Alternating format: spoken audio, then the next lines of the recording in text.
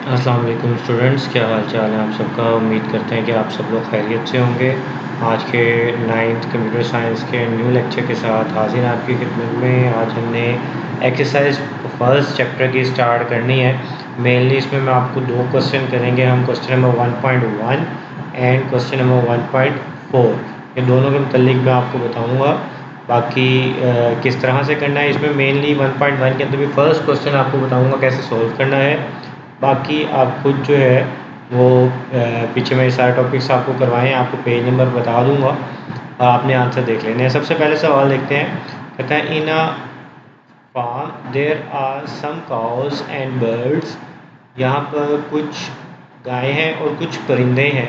If they are total 35 heads and 110 legs, then how many cows and birds are there। कहता है एक farm है, वहाँ पे कुछ काउज हैं और कुछ बर्ड्स हैं। कहता है कि अगर टोटल हेड्स जो हैं वो 35 हों। देखिए हेड हर एक का एक ही होता है, ठीक है, मतलब टोटल काउज और बर्ड्स मिला के कितने हैं, 35 हैं।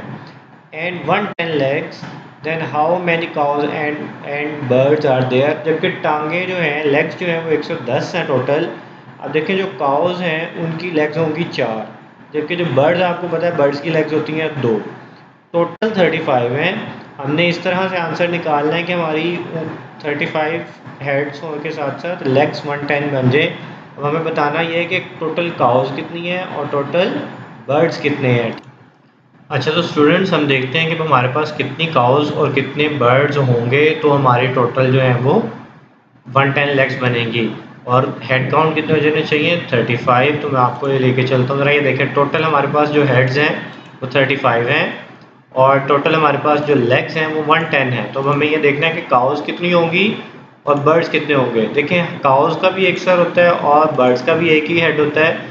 तो जितनी काउज होंगी उतने ही हेड होंगे। Total number of cows and birds मिला के हमारे पास 35 होने चाहिए। फॉर एग्जांपल मैं आपको कहता हूँ कि 15 जो है वो, या ऐसे कहते हैं 25 जो है वो काउज हैं और जो हमारे पास बर्ड्स हैं वो बाकी 15 बर्ड्स हैं। अब देखिए काउज का भी 1 हेड है, ठीक है, और बर्ड्स का भी 1 हेड है। तो ये 35 हेड्स तो हो गया। अब हमें चेक ये करना है कि हमारी लेग्स जो हैं वो 110 कंप्लीट बन रही है कि नहीं। तो काउज की लेग होती हैं 4। तो अगर आप इसको मल्टीप्लाई विद 4 करेंगे तो आपका क्या आंसर आता है। 4 के साथ अगर आप 25 को मल्टीप्लाई करें तो ये आपके पास बन जाता है 100, ठीक है। और 15 को आप मल्टीप्लाई अगर करते हैं 2 के साथ तो ये आपके क्या आ जाएगा 30। तो इस तरह आपके पास ये जो टोटल लेग्स बन रही हैं कितनी बनी है 130, लेकिन हमारे पास कितनी उन्होंने बताया कि कितनी है 110। इसका मतलब ये ठीक नहीं है, हमारा ये गलत हुआ है। तो इसके लिए एक्यूरेट के लिए हमें क्या करना पड़ेगा। देखिए हम सपोज करते हैं कि हमारे पास 20 काउज हैं, सॉरी ये 10 करना था, गलत हो गया। अब दोबारा चेक करते हैं इसको। यहाँ ये 10 बचना था तो 10 20। और देखिए हमारे पास आ रहा था 100 और 120 लेग्स हैं, बट हमारे पास होनी कितनी है, कितनी 110 है। मतलब आपकी जो इस रेशो से अगर हम कहेंगे 25 काउज हैं और 10 बर्ड्स हैं, हमारे पास टोटल लेग्स आ रही हैं 120, जो कि गलत आंसर है। हमारे पास 110 आना चाहिए। हम सपोज करते हैं कि हमारे पास 20 काउज हैं और 15 जो है वो बर्ड्स हैं। अब 20 काउज जो है उसकी हर काउ की 4 लेग्स, तो ये टोटल कितनी बनेंगी 80। और 15 मल्टीप्लाई बाई 2 लेग्स होती हैं हर बर्ड की, तो ये बन जाएगा हमारे पास 30। तो जब हम इनको प्लस करेंगे 80 प्लस 30 तो ये कितना आ जाएगा टोटल, ये हमारे पास आ जाएगा 110। तो यानी कि हमारे पास 20 अगर काउज हों 15 बर्ड्स हों तो हमारी टोटल लेग्स कितनी बनती हैं 110 बनती हैं। और हेड काउंट भी करके देख लेंगे 20 हेड्स काउज के और 15 इनके, 35 हेड्स भी हमारा बन जाता है। तो हमारा करेक्ट आंसर क्या है 20 काउज एंड 15 बर्ड्स, ठीक है जी। नेक्स्ट क्वेश्चन की तरफ चलते हैं। अच्छा सेकंड है define problem analysis, explain your answer along with an example. ये मैंने आप लोगों को करवाया हुआ है, पेज नंबर 3 के ऊपर इसका आंसर है, आप जाके चेक कर सकते हैं। Define an algorithm and argue on its role and importance in problem solving. तो ये भी मैंने आपको करवाया हुआ है। इसके आंसर के लिए आपको पेज नंबर 15 और 16 पे जाना पड़ेगा। Solve a problem has multiple algorithm. How would you choose the most efficient one? Explain with example. तो ये भी हमने किया हुआ है कि एफिशिएंसी कैसे चेक होती है, जो मेमोरी कम ले रहा हो और या जो इसके नंबर ऑफ स्टेप्स कम हो। तो इसके आंसर के लिए आपको पेज नंबर 21-22 पे जाना पड़ेगा, 21 और 22 नंबर सफ़े पे। How do you determine requirement for a flow chart? Flow chart के रिक्वायरमेंट्स हैं, पेज नंबर 7 पे इसका आंसर है। Explain type of test data, इसके आंसर के लिए आपने पेज नंबर 25-26 पे जाना है। ये भी मैंने अभी आपको कुछ दिन पहले करवाया है। डिस्क्राइब अ ट्रेस टेबल, ये हमारा लास्ट टॉपिक था, पेज नंबर 28 पर। ये भी आपने वहाँ से चेक कर लेना। बस करेक्ट ऑप्शन के आपने खुद लगा लेने हैं, ब्लैंक्स भी आपने करनी है। नेक्स्ट हम चलते हैं फ्लो चार्ट की तरफ।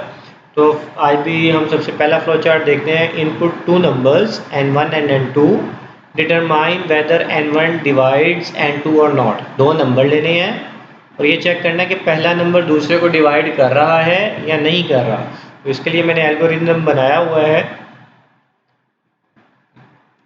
कि देखिए जी किस तरह से ये एल्गोरिथम है। स्टार्ट किया सबसे पहले, इनपुट 2 नंबर ले लिए ए और बी, फिर ये हमने प्रोसेस के अंदर आ गए हैं। Reminder is equal to a mod b. Mod आपको यहाँ पे याद होना चाहिए। मोड के अंदर हम क्या करते हैं, जो रिमाइंडर एंड में बचता है वो आंसर में सेव होता है। मतलब फॉर एग्जांपल अगर ए की वैल्यू है हमारे पास 5 या ए की वैल्यू 6 है और बी की वैल्यू 3 है, तो जब हम इसको डिवाइड करेंगे तो 6 डिवाइड 3 लेंगे तो जो रिमाइंडर में 0 बचेगा वो इस वेरिएबल के अंदर सेव हो जाएगा।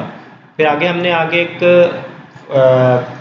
कंडीशन लगाई है, इफ़ रिमाइंडर इज़ 0। ये रिमाइंडर इज़ 0 लिखा हुआ है कि रिमाइंडर में अगर 0 वैल्यू है तो आउटपुट हम क्या करवा देंगे कि डिवाइडेड, कि ए बी को डिवाइड करेगा।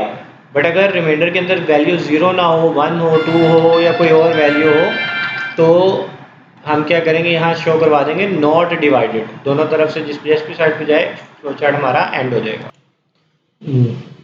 जी, तो मतलब रिमाइंडर में अगर तो 0 है, ठीक है, तो ये हमारा ट्रू हो जाएगी। स्टेटमेंट इस तरफ आ जाएंगे, आउटपुट कर देंगे कि उसने डिवाइड कर देगा। और अगर रिमाइंडर में हमारे पास 0 नहीं आता है तो यहाँ पे आ जाएगा नॉट डिवाइडेड। अब देखें अगर तो जो भी वैल्यू पूरी डिवाइड हो जाती है एक नंबर दूसरे पर, तो हमारा एंड में जो रिमाइंडर 0 बचता है तो वही इसमें सेव होगा। अगर पूरी डिवाइड नहीं होगी तो रिमाइंडर में 0 के अलावा कोई भी और वैल्यू हो सकती है। तो हम सेकंड वाली देखते हैं जी। Input a year and determine whether it is a leap or not. Input के तौर पे आपने एक साल लेना है और बताना है कि लीप ईयर है कि नहीं। पहले तो लीप ईयर आपको बता दूं क्या होता है। ऐसा साल जिसमें के फरवरी के महीने में 29 डेज़ होते हैं वो लीप ईयर कहलाता है। आमतौर पे 28 दिन होते हैं, लेकिन हर 4 साल चौथा साल जो होता है वो लीप ईयर होता है और उसमें फरवरी में 29 डेज़ होते हैं। तो लीप ईयर वाले इसकी तरफ चलते हैं ज़रा हम। देखिए स्टार्ट, सबसे पहले यहाँ से स्टार्ट करेंगे। स्टार्ट करने के बाद इनपुट लेंगे ईयर यूज़र से कि क्या कौन से ईयर को चेक करना चाहता है, ये लीप ईयर है या नहीं है। तो उसके बाद चेक करेंगे अगर तो ईयर जो उसने एंटर किया है उसका 4 के साथ रिमाइंडर लेंगे और इक्वल टू 0 अगर हमारे पास आता है, मतलब जो भी फॉर एग्जांपल उसने 2014 या एंटर किया है उसको हम 4 से डिवाइड करेंगे। तो अगर तो वो पूरा डिवाइड आ जाए और रिमाइंडर में 0 बचे हमारे पास तो वो लीप ईयर होगा। और अगर वो पूरा डिवाइड ना हो और रिमाइंडर में हमारे पास 0 ना बचे तो वो लीप ईयर नहीं होगा। तो जिस तरफ भी जाए फ्लो चार्ट हमारा एंड हो जाएगा। ठीक है, बहुत ईजी से हैं। नेक्स्ट की तरफ चलते हैं। Input a number and calculate its factorial. एक नंबर यूज़र से इनपुट लेना है, उसके फैक्टोरियल कैलकुलेट करने हैं। अब फैक्टोरियल क्या होते हैं? फैक्टोरियल का मतलब है कि अगर आपको एक नंबर दिया जाता है 5 तो उसके फैक्टोरियल क्या होगा, 5 multiply by 4 multiply by 3 multiply by 2 multiply by 1। ठीक है, अगर इसी तरह से 7 है तो 7 multiply by 6 multiply by 5 multiply by 4 multiply by 3 multiply by 2 multiply by 1, वो उसके जो आंसर आएगा वो उसका फैक्टोरियल कहलाएगा। स्टार्ट करते हैं, यूज़र से एक नंबर इनपुट लेंगे, उसके बाद हम वो नंबर इनपुट ले लिया, उसके बाद हमने दो वेरिएबल लिए, एक आई उसको भी 1 के बराबर रखा और एक फैक्ट लिया उसको भी बराबर रखा 1 के। ठीक है, अगर तो यूज़र ने जो नंबर एंटर किया है वो कहता है वो आई के से लेस देन या आई के बराबर है। ठीक है, अब जैसे आई की वैल्यू 1 है, अगर यूज़र भी हमें 1 नंबर दे देता है तो आई लेस देन इक्वल टू 1, ये ट्रू हो जाएगी कंडीशन। ठीक है, तो हम क्या करेंगे, प्रिंट फैक्ट कर देंगे। फैक्ट के अंदर क्या वैल्यू पड़ी है 1, तो 1 का फैक्टोरियल क्या होता है 1D और फ्लो चार्ट हमारा खत्म हो जाएगा। यूज़र है वो यहाँ पे फॉर एग्जांपल 4 एंटर कर देता है, तो आई की वैल्यू 1, फैक्ट की वैल्यू 1, नीचे आ जाएंगे i less than equal to n, नहीं है तो ये कंडीशन रॉन्ग होगी। ये एरो का साइन नीचे आ रहा है, क्या करेंगे, fact multiply by I, fact में भी 1 वैल्यू है, आई में भी 1 वैल्यू है, 1 को 1 से मल्टीप्लाई करेंगे क्या आ जाएगा 1 आ जाएगा। फैक्ट के अंदर फिर क्या सेव हो गया 1, इस तरफ आए यहाँ से i is equal to i plus 1, i की वैल्यू 1 थी, प्लस 1 किया 2 हो गई, और i के अंदर इसको सेव कर देंगे। अब i की वैल्यू 2 हो गई है, यहाँ पे आएंगे i की वैल्यू 2 है और यहाँ पे है 4, n यूज़र ने दिया अगर 4 दिया और यहाँ है 4, अभी भी ये कंडीशन रॉन्ग है। i less i less than equal to n है। यहाँ थोड़ा सा मैं गलत लिख के हूँ, यहाँ पे नो आएगा, अगर ये कंडीशन रॉन्ग होगी तो प्रिंट करेगा, अदरवाइज ये नीचे आ जाएगा। मतलब अब जिस तरह ये i less than is equal to 1, अगर ये n की वैल्यू 4 है तो ये ट्रू हो जाएगा, ट्रू होने पे येस होने पे नीचे आएगा, नो होने पे इधर जाएगा।